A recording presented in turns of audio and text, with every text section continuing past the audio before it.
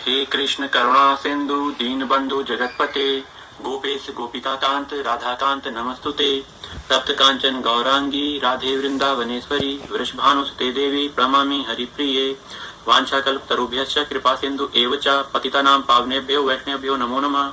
श्री राधे श्री राधे श्री राधे। आज के कथा प्रसंग में भगवान श्री कृष्ण की बाल लीलाओं पर चर्चा की जाएगी। इन बाल लीलाओं में सकट भंजन और तृणावर्त का उद्धार, इस विषय पर आज चर्चा होगी, जो कि श्री कृष्ण की बाल लीलाएं हैं। उससे पहले श्री राधा कृष्ण के चरणों में अनन्य शरणागति, अनन्य आश्रय, यही हमारा एकमात्र उद्देश्य है। हमारा आश्रय श्री राधा नहीं बन पा रहे हैं, इसीलिए हमें दुख प्राप्त हो रहा है। सुख और दुख क्या है? श्री कृष्ण की प्राप्ति, भगवान की प्राप्ति ही परम आनंद है। परम आनंद सुख का विस्तार है। सुख एक छोटी वस्तु समझिए और आनंद को समुद्र समझिए। तो श्री कृष्ण आनंद स्वरूप हैं, अर्थात समुद्र के रूप हैं। सुख का धाम है भगवान श्री कृष्ण। तो व्यक्ति मनुष्य भगवान का आश्रित न होकर, उनकी शरणागति न लेकर, उनका चिंतन मनन न करते हुए संसार का आश्रय ले रहा है, संसार का चिंतन कर रहा है और पदार्थों में, व्यक्ति में छोटी छोटी सुखों को देख रहा है, छोटे छोटे सुखों को देख रहा है, जो कि कुछ क्षणों के लिए हैं। क्योंकि मनुष्य का जीवन बहुत ही कम मिला हुआ है। इस कलयुग में मनुष्य का जीवन मैक्सिमम 100 वर्ष है। बहुत कम बिरले लोग ही 100 वर्ष से ऊपर जी पाते हैं। क्योंकि कलयुग से पहले 3 युग हुए हैं, जिसमें सतयुग, त्रेता, द्वापर। इनमें मनुष्यों की उम्र काफी ज्यादा थी। लोग लाखों वर्ष, हजारों वर्ष जीते थे। सतयुग में सबसे ज्यादा उम्र होती थी व्यक्तियों की। वहीं त्रेता में कुछ कम हुई, द्वापर में उससे कम हुई और कलयुग में तो 100 वर्ष रह गई। जब घोर कलयुग आएगा, अभी तो कलयुग का प्रारंभ चल रहा है, तो व्यक्ति की उम्र 20 साल, 30 साल मैक्सिमम होगी। व्यक्ति अल्पायु है। इस कलयुग में व्यक्ति को अल्पायु बनाया गया है, कम समय दिया गया है। तो इस मनुष्य शरीर का उद्देश्य तो भगवत प्राप्ति है। तो भगवान ने अहेतु की कृपा इस मनुष्य पर की है। इस कलयुग का बहुत बड़ा प्रभाव है, बहुत ही अच्छा प्रभाव है कि मनुष्य इस थोड़े से समय में भगवान का नाम जाप करते हुए भगवान की प्राप्ति कर सकता है। भगवान की प्राप्ति करना ही इस मनुष्य जीवन का उद्देश्य है। मनुष्य जीवन का उद्देश्य व्यक्ति नहीं देख रहा है। वह तो पदार्थों में सुख देख रहा है, स्त्री में सुख देख रहा है, घर परिवार में सुख देख रहा है। वह तो उसके कर्तव्य है, उसमें सुख देखने की क्या आवश्यकता। अगर उस परिवार में, स्त्री में, माता पिता में, बच्चों में अगर सुख देखना है तो देखे, परंतु भावनाओं को बदल करके। भावनाओं को कैसे बदला जाए? अमुक माता पिता, ये जो मेरे माँ बाप हैं, भगवान स्वरूप हैं, भगवान की सेवा समझ के माँ बाप की सेवा करो। पत्नी को भगवान का स्वरूप मानकर, ये मेरी पत्नी भगवान स्वरूप है, इसकी मैं रक्षा करूंगा, सेवा करूंगा, हर चीज इसे दूंगा मैं, जो यह चाहती है। तो भगवान स्वरूप मान के पत्नी, बच्चों, माता पिता, घर परिवार में आसक्ति करनी चाहिए। आसक्ति भगवान की होगी, सेवा सामने वाले शरीरधारियों की होगी। आपको फल क्या मिलेगा? भगवत प्राप्ति मिलेगी, क्योंकि आपकी भावना, मनुष्य भावना, शरीर भावना से ऊपर उठ के भगवत भावना में चली गई है। तो यही भावना का ही तो परिवर्तन करना है मनुष्य को। क्योंकि प्रत्येक प्राणी में भगवान का वास है, चाहे वह पत्नी हो, चाहे वह कोई भी जीव जंतु हो, सभी प्राणियों में भगवान का वास है, जिसे हम आत्मा कहते हैं, जीव कहते हैं। तो हर प्राणी में भगवान को ही देखना सबसे बड़ी साधुता है। सबसे बड़ा संत वही है जो प्रत्येक प्राणी में, प्रत्येक जीव, जड़ चेतन में भगवान को देखता है। तो हम भटके नहीं, अपने मार्ग में चलें। हमारा मार्ग भगवत प्राप्ति का मार्ग है। भगवत प्राप्ति बहुत ही आसान है, सरल है, परंतु उन लोगों के लिए कठिन है जो भगवान की माया अर्थात संसार में ही घूम रहे हैं। व्यक्ति के अंदर काम, क्रोध, लोभ, मोह, मद, मत्सर जैसी बुराइयां हैं। व्यक्ति समझ नहीं पाता, क्योंकि व्यक्ति बहिर्मुखी है, बाहरी चिंतन ज्यादा करता है, कभी भी आंतरिक चिंतन करने की चेष्टा ही नहीं करता, बैठ के अपने आप से कभी बात नहीं करता। व्यक्ति की सबसे बड़ी बुराई तो यह है कि वह दूसरे की बुराई को देखता है उसकी चर्चा करने में उसे बहुत आनंद आता है, जबकि सबसे बड़ा दोष तो यही है व्यक्ति का कि वह दूसरे की बुराई को देख रहा है, कह रहा है। इसको कहने, देखने, सुनने मात्र से बहुत बड़े पाप का अधिकारी बन जाता है। भगवान उसे पसंद बिल्कुल नहीं करते जो दूसरे के दोषों को देखता है, सुनता है, कहता है। तो हमें इस तरह के गलत भावनाओं से तो ऊपर उठना पड़ेगा। जब तक हम इन भावनाओं का चिंतन करेंगे, मनन करेंगे, अपने जीवन में इन भावों को आने देंगे, तो हम भगवत प्राप्ति नहीं कर सकते। भगवत प्राप्ति करने के लिए हमें भगवान की शरण तो लेनी पड़ेगी। भगवान की अहेतुक कृपा के होते हुए जब हो जाएगी, वो तो है ही हमारे ऊपर, हम देख नहीं रहे हैं, तो दिव्य गुरु संत महात्मा जो कि भगवान का स्वरूप है हमारे जीवन में जरूर आएंगे। आप अपने विवेक के माध्यम से उन संत महात्माओं का चयन कीजिए। उनकी वाणी से आपको पता लग जाएगा कि अमुक संत महात्मा भगवान का स्वरूप ही हैं, क्योंकि जो गुरु संत महात्मा होते हैं वह भगवान का ही स्वरूप होते हैं और भगवान उनके हृदय में बैठकर बोलते हैं। भगवान और गुरु में कोई अंतर नहीं है, इस बात को मन में बैठा लेना चाहिए। तो इन गुरु संत महात्माओं के जीवन में आने से हमें उनके श्रीमुख से भगवान के बारे में जानने को प्राप्त होता है, भगवान की कथा प्राप्त होती है। भगवान की कथा अगर आपने एक बार सुनी है तो उसका फल यह होना चाहिए कि बार बार मुझे यह कथा सुनने को मिले। लेकिन कुछ लोग कहते हैं कि भाई मैंने ये तो कथा सुनी है, अब मैं क्यों सुनूं? तो ये कथा सुनने का वास्तविक फल नहीं मिला, क्योंकि आप जिससे प्रेम करते हैं उससे बार बार मिलना चाहते हैं, उससे बार बार उसकी चर्चा बार बार सुनना चाहते हैं। लेकिन जो प्रेम ही नहीं है तो क्या? भगवान तो प्रेम के वशीभूत होते हैं केवल। आपका न बल काम करेगा, न आपकी बुद्धि काम करेगी, न आपका पद प्रतिष्ठा काम करेगा। भगवान इन सब से कभी नहीं रीझते हैं। अगर रीझेंगे तो वह प्रेम से रीझेंगे, और आपको कुछ मिलेगा भगवान की तरफ से तो भगवान की कृपा से मिलेगा, क्योंकि आपकी कोई सामर्थ्य नहीं है, आपकी कोई सामर्थ्य नहीं है कि वह आप भगवान की को प्रसन्न कर सके। बस भगवान की अहेतुक की कृपा से ही भगवान प्रसन्न होते हैं, कृपा हो करते हैं। तो हमें भगवान को प्रसन्न करने के लिए इन बुराइयों से तो दूर होना है। दूसरी बात, भगवान का जो नाम हमें प्राप्त हुआ है, दिव्य गुरु संत महात्माओं ने जो नाम दिया है, उस नाम को हम पकड़ लें। इस नाम के प्रभाव से हम भगवान को प्राप्त कर सकते हैं, भगवान का प्रेम प्राप्त कर सकते हैं। नाम और भगवान का चिंतन कभी नहीं छूटना चाहिए। यही आज के सत्संग का सार बात है। तो चलिए भगवान श्री कृष्ण की बाल लीलाओं पर चर्चा करते हैं। इसमें भगवान श्री कृष्ण ने सकट भंजन और तृणावर्त का उद्धार किया था। तो राजा परीक्षित पूछ रहे हैं कि हे प्रभु, सर्वशक्तिमान भगवान श्री हरि अनेक अवतार धारण करके बहुत सी सुंदर एवं सुनने में मधुर लीलाएं करते हैं। वे सभी मेरे हृदय को बहुत प्रिय लगती हैं। उनके श्रवण मात्र से भगवान संबंधी कथा से अरुचि और विविध विषयों की तृष्णा भाग जाती है। मनुष्यों का अंतःकरण शीघ्र से शीघ्र शुद्ध हो जाता है। भगवान के चरणों में भक्ति और उनके भक्त जनों से प्रेम भी प्राप्त हो जाता है। यदि आप मुझे उस श्रवण का अधिकारी समझते हो तो भगवान की उन्हीं मनोहर लीलाओं का वर्णन कीजिए। भगवान श्री कृष्ण ने मनुष्य लोक में प्रकट होकर मनुष्य जाति के स्वभाव का अनुसरण करते हुए जो बाल लीलाएं की हैं, अवश्य ही वे अत्यंत अद्भुत हैं। इसलिए आप अब उनकी दूसरी बाल लीलाओं का भी वर्णन कीजिए।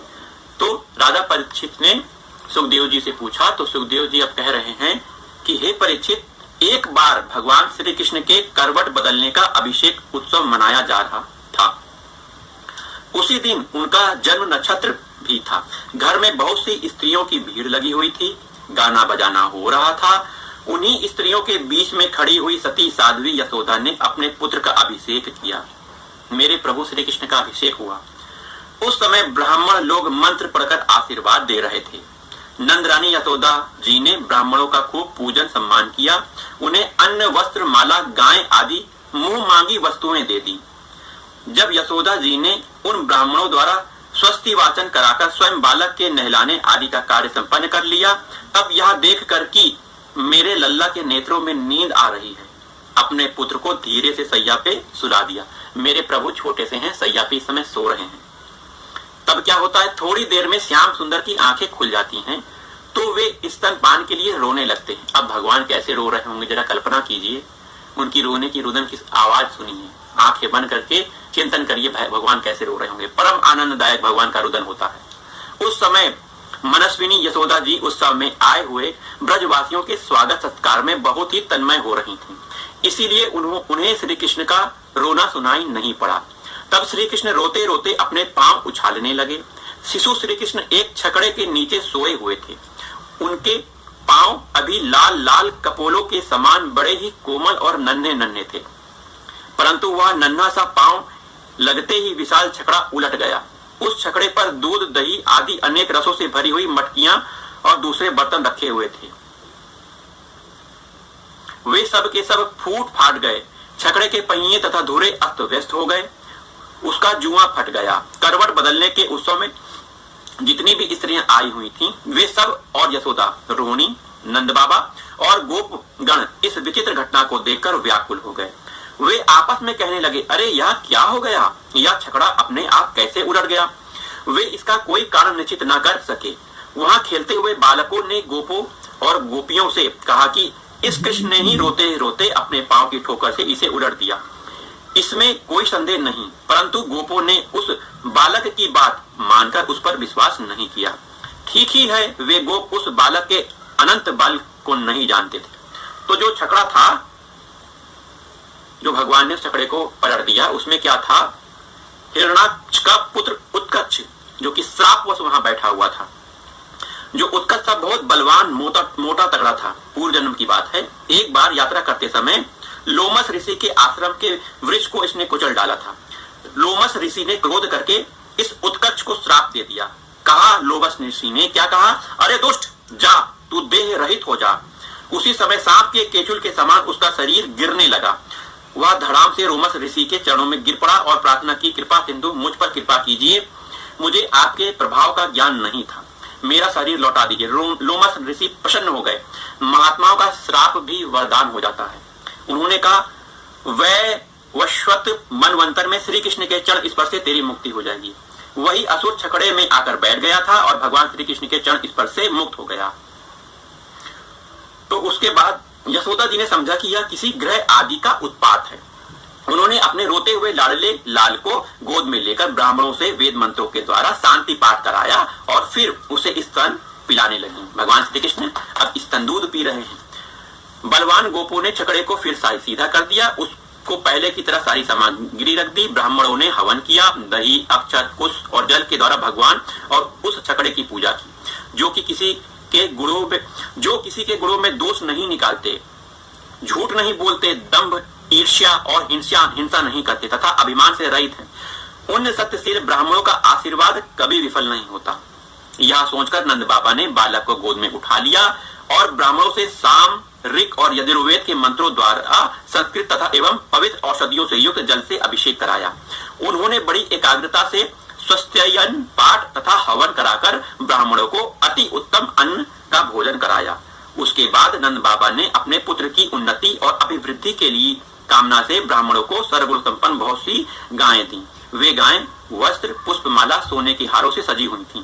ब्राह्मणों ने उन्हें आशीर्वाद दिया। यह स्पष्ट है कि जो वेदवेत्ता तथा सदाचारी ब्राह्मण होते हैं, उनका आशीर्वाद कभी निष्फल नहीं होता। तो हमें ऐसे ब्राह्मणों, संत महात्माओं का हमेशा सम्मान करना चाहिए, उनकी आज्ञा का पालन करना चाहिए। अगर यह आशीर्वाद देंगे तो यह कभी निष्फल नहीं होगा। हमें इस बात से हमें ज्ञान प्राप्त होता है। आगे एक दिन की बात है। सती यशोदा जी अपने प्यारे लल्ला को गोद में लेकर दुलार रही थी। सहसा श्री कृष्ण चट्टान के समान भारी बन गए। वे यशोदा जी श्री कृष्ण का भार को सह नहीं सकी। उन्होंने भार से पीड़ित होकर श्री कृष्ण को पृथ्वी पर बैठा दिया। इस नई घटना से वे अत्यंत चकित हो रही थीं। इसके बाद उन्होंने भगवान पुरुषोत्तम का स्मरण किया और घर के काम में लग गईं। तृणावर्त नाम का एक दैत्य था। वह कंस का निजी सेवक था।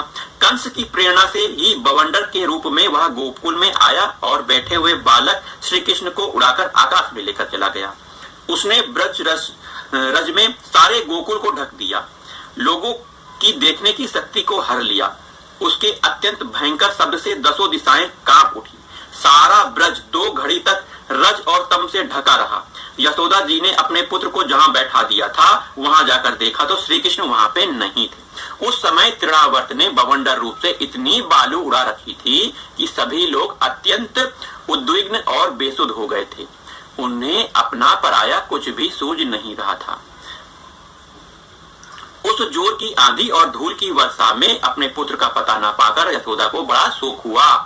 वे अपने पुत्र की याद करके बहुत ही दीन हो गईं। बछड़े के मर जाने पर गाय की जो दशा हो जाती है, वही दशा यशोदा मैया की हो गई। वे पृथ्वी पर गिर पड़ी। बवंडर के शांत होने पर जब धूल की वर्षा का वेग कम हो गया, तब यशोदा जी के रोने का शब्द सुनकर दूसरी गोपियां वहां दौड़कर आईं। नंद नंदन श्याम सुंदर श्री कृष्ण को न देखकर उनके हृदय में भी बहुत बड़ा संताप हुआ। आंखों से आंसू की धारा बहने लगी। वे सब फूट फूट कर रोने लगी। इधर तृणावर्त बवंडर रूप से भगवान श्री कृष्ण को आकाश में उठाकर ले गया। तब उनके भारी बोझ को न संभाल सकने के कारण उसका वेग शांत हो गया। वह अधिक चल न सका। तृणावर्त अपने से अधिक भारी होने के कारण श्री कृष्ण को नीलगिरी की चट्टान समझने लगा। उन्होंने उसका गला ऐसा पकड़ा कि उस अद्भुत शिशु को अपने से अलग नहीं कर सका। भगवान ने इतने जोर से उसका गला पकड़ रखा था कि वह असुर निश्चेष्ट हो गया। उसकी आंखें बाहर निकल आईं, बोलती बंद हो गई। प्राण पखेरु उड़ गए और बालक श्री कृष्ण के साथ वह ब्रज में गिर पड़ा। तो यह जो तृणावर्त था उसके बारे में एक जानकारी यह है कि पांडु देश में सहस्त्राक्ष नाम का एक राजा था। वे नर्मदा तट पर अपनी रानियों के साथ विहार कर रहे थे। उधर से दुर्वासा ऋषि निकले, परंतु उन्होंने दुर्वासा ऋषि को प्रणाम नहीं किया। ऋषि ने श्राप दे दिया, तू राक्षस हो जा। जब वह उनके चरणों पर गिरकर गिड़गिड़ाया, तब दुर्वासा जी ने कहा, भगवान श्री कृष्ण के श्री विग्रह का स्पर्श होते ही तू मुक्त हो जाएगा। वही राजा पांडु देश का जो राजा था सहस्त्राक्ष तृणावर्त होकर आया और श्री कृष्ण का स्पर्श प्राप्त करके मुक्त हो गया। आगे की कथा में वहां जो स्त्रियां इकट्ठा होकर रो रही थीं, उन्होंने देखा कि वह विकराल दैत्य आकाश से एक चट्टान पर गिर पड़ा और उसका एक एक अंग चकनाचूर हो गया। ठीक वैसे ही जैसे भगवान शंकर के बाणों से आहत हो त्रिपुरासुर गिरकर चूर चूर हो गया था। भगवान श्री कृष्ण उसके वक्ष स्तर पर लटक रहे थे। यह देखकर गोपियां विस्मित हो गईं। उन्होंने झटपट वहां जाकर श्री कृष्ण को गोद में ले लिया और लाकर उन्हें माता जी को, यशोदा जी को दे दिया। बालक मृत्यु के मुख से सकुशल लौट आया। यद्यपि उसे राक्षस आकाश में उठा ले गया था, फिर भी वह बच गया। इस प्रकार बालक श्री कृष्ण को फिर पाकर यशोदा और अन्य गोपियां तथा नंद आदि गोपों को अत्यंत आनंद प्राप्त हुआ। वे सब कहने लगे, अहो यह तो बड़े आश्चर्य की बात है। देखो तो सही, यह कितनी अद्भुत घटना घट गई। यह बालक राक्षस के द्वारा मृत्यु के मुख से में डाल दिया गया था, परंतु जीता जागता आ गया और उस हिंसक दुष्ट को उसके पाप ही खा गए। सच है, साधु पुरुष अपनी समता से ही संपूर्ण भयों से बच जाता है। हमने ऐसा कौन सा तप, भगवान की पूजा, प्याऊ पौशाला, कुआं बावली, बाग बगीचे आदि पूर्त यज्ञ दान अथवा जीवों की भलाई की थी, जिनके फल से हमारा यह बालक मरकर भी अपने स्वजनों को सुखी करने के लिए फिर लौट आया। अवश्य ही यह बड़े सौभाग्य की बात है। जब नंद बाबा ने देखा कि महावन में बहुत सी घटनाएं घटित होने रही थीं, तब आश्चर्यचकित होकर उन्होंने वसुदेव जी की बात का बार बार समर्थन किया। एक दिन की बात है, यशोदा जी अपने प्यारे शिशु को अपने गोद में लेकर बड़े प्रेम से स्तनपान करा रही थी। वे वात्सल्य स्नेह से इस प्रकार सराबोर हो रही थीं कि उनके स्तनों से अपने आप दूध झरता जा रहा था। जब वे प्रायः दूध पी चुके और माता यशोदा उनके रुचिर मुस्कान से युक्त मुख को चूम रही थीं, उस समय श्री कृष्ण को जम्भाई आ गई और माता ने उनके मुख में यह देखा। क्या देखा? स्नेहमयी जननी और स्नेह के सदा भूखे भगवान। उन्हें दूध पीने से तृप्ति नहीं होती थी। माँ के मन में शंका हुई, कहीं अधिक पीने से अपच न हो जाए। प्रेम सर्वदा अनिष्ट की आशंका उत्पन्न करता है। श्री कृष्ण ने अपने मुख में विष रूप दिखाकर कहा, अरे मैया, तेरा दूध मैं अकेले ही नहीं पीता, मेरे मुख में बैठकर संपूर्ण विश्व ही इसका पान कर रहा है, तू घबरावे मत। तो भगवान ने यह देखा, उसमें आकाश, भगवान ने अपने मुख से क्या दिखाया माता जी को? आकाश, अंतरिक्ष, ज्योतिर्मंडल, दिशाएं, सूर्य, चंद्रमा, अग्नि, वायु, समुद्र, द्वीप, पर्वत, नदियां, वन, समस्त चराचर प्राणी स्थित हैं। परीक्षित अपने पुत्र के मुख में इस प्रकार का सारा जगत देखकर मृग सावक नयनी यशोदा जी का शरीर कांप उठा। उन्होंने अपनी बड़ी बड़ी आंखें बंद कर ली। वे अत्यंत आश्चर्यचकित हो गईं। वात्सल्यमयी यशोदा माता अपने लाला के मुख में विश्व देखकर डर गई, परंतु वात्सल्य प्रेम रस भावित हृदय होने से उन्हें विश्वास नहीं हुआ। उन्होंने यह विचार किया कि यह विश्व का बखेड़ा लाला के मुख में कहाँ आया, हो न हो यह मेरी निगोड़ी आंखों की ही गड़बड़ी है। मानो इसी से उन्होंने अपने नेत्र बंद कर लिए। श्री राधा श्री राधा।